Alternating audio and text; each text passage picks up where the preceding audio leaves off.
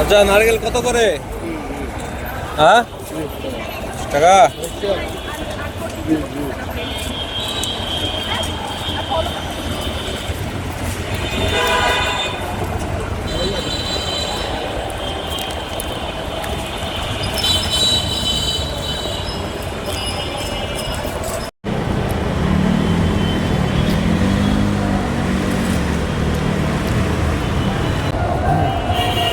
আচ্ছা, নাম কি আপনার? নামাজ পড়েন? আমরা তো টাকা আনতে ভুলে গেছি। আছে না দিলে কি আপনি খাওয়াবেন না? হ্যাঁ, খাওয়াইতেন?